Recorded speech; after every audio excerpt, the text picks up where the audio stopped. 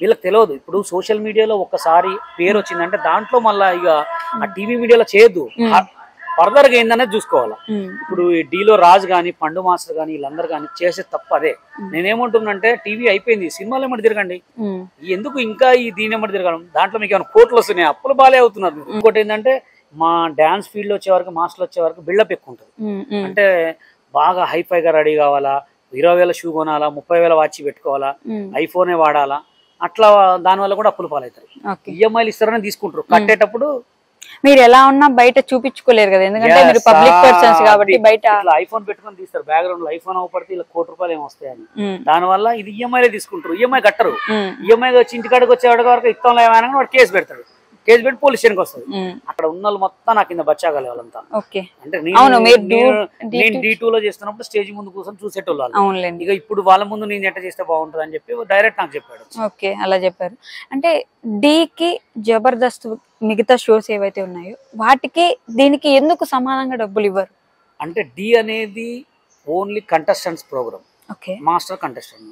జబర్దస్త్ అనేది అంటే ఇద్దరు కంటెస్టెంట్స్ ఉంటారు, ఇద్దరు ఉంటారు, ఇద్దరు సెలబ్రిటీసే కావాలి ఆల్రెడీ. ఇక సెలబ్రిటీ అయ్యే వాడికి వీళ్ళకి 50 వాళ్ళకి 50 ఇచ్చి ఆ 50లో ఎవరినైనా పెట్టుకోమంటారు అనమాట. ఇంకా దాంట్లో ఎవరెవరైతే వీళ్ళు పక్కన ఆర్టిస్ట్ ఉంటారు లేడీస్, వాళ్ళకి అగ్రిమెంట్ చేయించుకుంటారు. ఎపిసోడ్ ఉన్నప్పుడు 3,000 అట్లా ఇస్తారు. వాళ్ళని కోట్లియర్ 3,000, 1,500, ₹1,000. అవునా? 1,500, 1,000 రూపీస్, ₹1,000 ఎవరికైనా. సీరియస్లీ? ఎవరికైనా అంతే. ఇప్పుడు ఎవరైతే మెయిన్ సెలబ్రిటీ ఉన్నారో వాళ్ళకి 50,000 ఇస్తారు అంతే. ఆ 50,000లో ఈ పిల్లగాల మిల్స్కి వచ్చిన వాళ్ళకి వాళ్ళకి ఇక వాళ్ళు అక్కడ అన్నం కూడా తినరు, డైరెక్ట్ బిర్యానీ ఆర్డర్. అక్కడ అన్నం తినరు అసలు, ఏదో బిల్డప్ లో టీవీలలో కొడతారు నేను 24 hours అన్నం తింటా అని. అంత సీన్ లేదు, ఓన్లీ రిహార్సల్స్ అప్పుడే తింటారు. అక్కడ 100 మందిలో ఆడంతా టేస్టీ ఫుడ్ ఏం బెటర్ అక్కడ.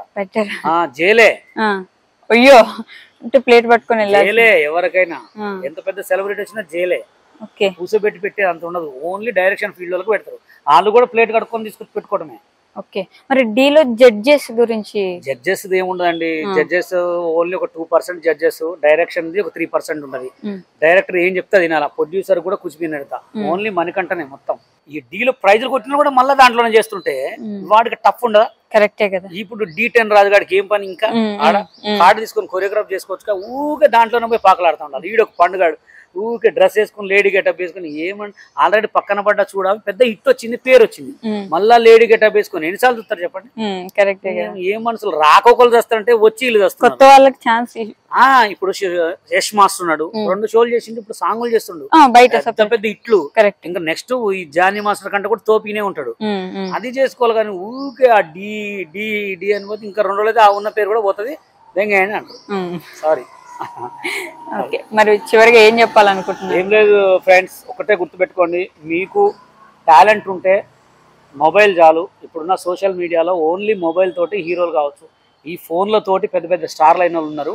అతిగా ఆవేశపడి అప్పులు చేసి, నేను ఇటు చూస్తే BMW, ఇటు చూస్తే ఆడి కార్లు తిరగాలంటూ మాత్రం అడక్క తింటారు. ఓకేనా? ఇంకోటి, తల్లిదండ్రులను ఇబ్బంది పెట్టినోడు ఎప్పుడు బాగుపడ్డు, పొట్ట మీద కొట్టినోడు ఎప్పుడు బాగుపడ్డు. లైఫ్ ఉంటే కష్టపడండి, ఆలోచించండి పని ఎలా చేసుకోవాలి, ఎలా డెవలప్ కావాలి. అంతేగాని నేను ఇట్లా లేవంగానే ఇట్లా ఎదగాలంటే కంపల్సరీ మీకు ఏదో ఒక ప్రాబ్లం అవుతుంది. డ్యాన్సర్లు అయితే ఇప్పుడున్న ట్రెండింగ్లో మంచి టాలెంట్ ఉన్న వాళ్ళు ఉన్నారు. మీ టాలెంట్ని సోషల్ మీడియాలో చూపించుకోండి, టీవీలోకి వస్తారు, టీవీ నుంచి సినిమాకి వెళ్ళిపోండి. ఆ టీవీలో పడి వస్తా అంటే మాత్రం మేమేం చేయలేం.